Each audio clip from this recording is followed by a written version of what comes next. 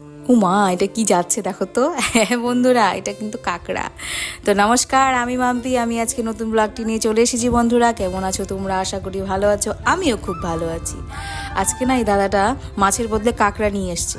তো মা বললো একটু কাঁকড়া রাখবে।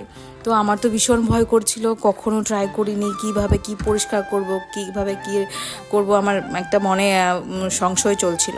তো মা বলবে কিছু চিন্তা নেই, তুমি বরফ দিয়ে রেখে দাও, তারপরে যা করার আমি করব। তো সেই মতেই আমি বরফ দিয়ে ঢাকা চাপা রেখে দিলাম।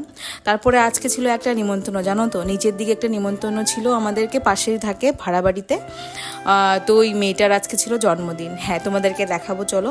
ওরা কিন্তু অ্যাসামিস, হ্যাঁ, ওরা নাম ধরে, যেমন আমরা সংকীর্তন বলি সেরকম ওরা নাম ধরে এটাকে বলে। ওই দেখো ছোটো মেয়েটি বসে আছে, আর এখানে ওরা প্রসাদ বানাচ্ছিল। অ্যাসামিসদের প্রসাদে সেটা ছোলাটা থাকবেই। আর এই যে ওই হাই করে দিল, ভীষণ মিষ্টি লাগছে। এই পাশের আমার এদিকে একজন মেয়ে, ওর নাম কিন্তু মিষ্টি। এই দেখো ডেকোরেশনটা ভারী মিষ্টি হয়েছে। আর এখানে দেখো কীর্তনও শুরু হয়ে গেছে, গিয়ে তোমরা একটু উপভোগ করো।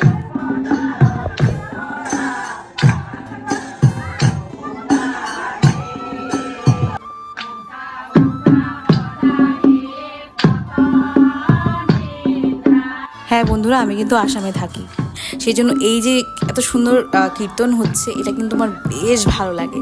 আর আমার মেয়ে খুব এনজয় করতেছিল। আর এখানে ওরা রান্না বান্না করছিল, কি কি আইটেম হবে না হবে। আর এখানে তো ওরা কীর্তন শুনে দুজনে খুব নাচছিল। আমি বলছিলাম একটু নাচো নাচো, তোমাদেরকে একটু ক্লিপটা উঠিয়ে নিব। তো ওরাও সেরকম মজা করে নাচছিল। আর এই দেখো আমি একদম সিম্পলি সেজেছি নিচে, যেহেতু আর বেশি কিছু মেকআপ টেকআপ করিনি।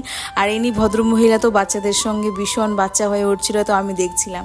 বয়স যতই হোক না কেন বন্ধু, মনটা খুলে বাঁচতে হয়, তাই না? আর এই পরিটাকে দেখো, ওদের কেক কাটিংও হয়ে গেছে, তখন আমি ছিলাম না, মেয়েকে নিয়ে উপরে চলে গেছিলাম। এরা সবাই এসে পড়েছে, এখন বসে পড়বো খেতে। হ্যাঁ, তো কি কি আইটেম দিচ্ছিল? আইটেমে ছিল তোমার ফ্রাইড রাইস ছিল, তার সঙ্গে ডাল দিচ্ছিল, হ্যাঁ বুটের ডাল। ওটার কম্বিনেশনটা ভীষণ ভালো লাগে আমার এটার সঙ্গে, কি ঝাল ঝাল ব্যাপারটা হয় না। আর তার মধ্যে একটা মিক্স ভেজ দিয়েছিল। আমি কিন্তু বেশ মজা করে খাচ্ছিলাম। ওইখানে চিকেনের আইটেম ছিল, যেহেতু আমরা কেউ চিকেন খাই না, তো ভেজ প্ল্যাটারেই সব কিছু ট্রাই করেছি। তো আজকের ব্লগটা এতটুকুই বন্ধুরা। ব্লগটি ভালো লাগলে একটি লাইক, কমেন্ট, শেয়ার করো অ্যান্ড ফলো করে পাশে থাকো। টাটা।